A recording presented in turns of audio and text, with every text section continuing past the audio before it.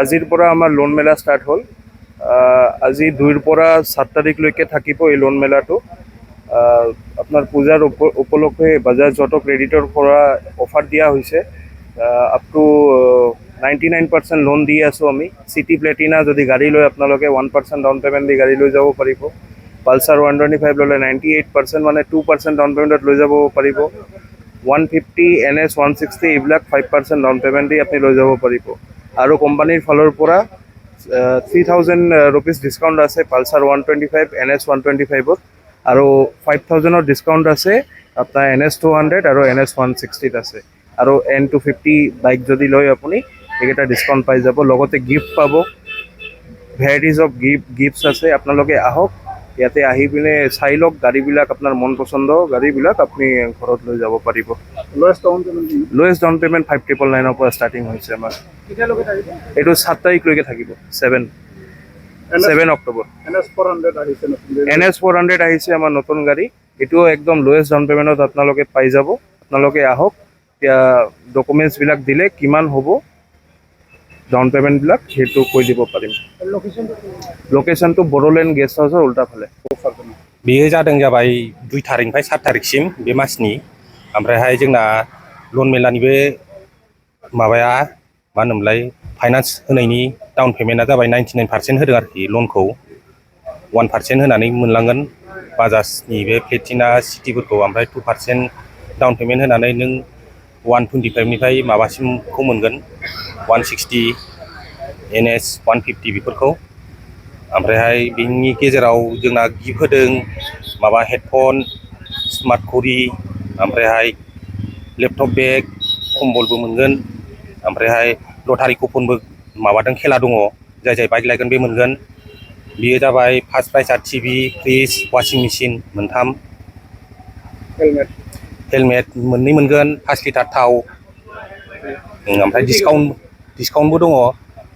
डिसकाउन्टआ जाबाय पालसार 125आव, ओमफ्राय NS 125आव 3000, ओमफ्राय 5000बो डिसकाउन्ट दं। बे जाबाय NS 160, NS 200, N250, ओमफ्रायहाय F250 बेफोराव मोनगोन आरोखि, आलदायाव गैया। कास्टमारफ्रा बबेयाव फैनांगोन? जायगाया जाबाय बे जोंनि क'क्राझारनि बड'लेण्ड गेस्ट हाउस दं, बिनि उल्था लामा साइडआवनो आरोखि। NS 400 गोदानै लाबोदों, माबायदि दामफोरा? दामफोराथ' बे एसे हाइ रेन्जनिखाय डाउन पेमेन्टआ बेना 5%सो नांगोन आरोखि। ओमफ्रायहाय बे आरसि इन्सुरेन्सनि एक्सट्रा थाफादेरगोन। कालारा मोनजोबगोन आरोखि, गासिबो दङ। NS 400आ दा गोदान निउ मडेल ओंखारदों बियो। एक्सचेन्जनि खाबु दं नामा? एक्सचेन्जआ जायो, बे अनलाइन जि नाम्बार दङ, माने गासिबो जागोन, गासिबो कम्पानि, गासिबो मडेल, स्कुटिबाबो जागोन, बाइकबाबो जागोन आरोखि।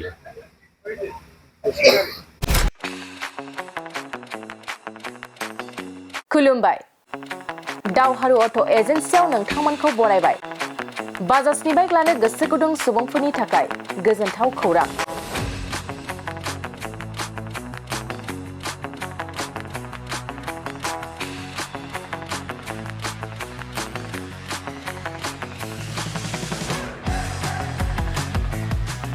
क'क्राझार सहराव थानाय दावहारु अट' एजेन्सिया नोंथांमोननि थाखाय फैगौ अक्ट'बरनि 2 खालारनिफ्राय 7 खालारसिम पुजा धामाका अफार्स लोगोसे मेगालन काम एक्सचेन्ज मेला खुंफुंगोन।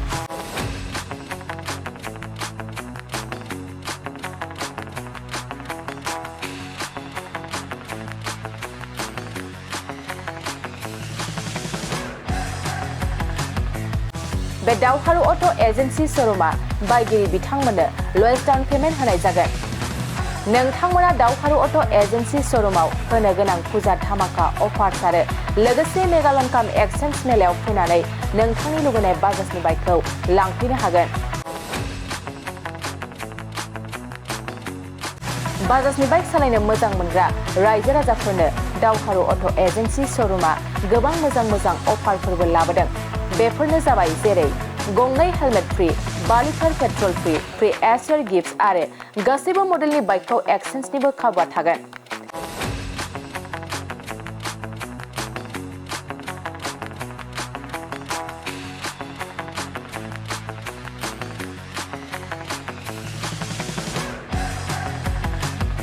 $500 रां होग्रोनानै गोसोबादि बाइकखौ आवग्रिना दोननो हानायनि खाबु दं।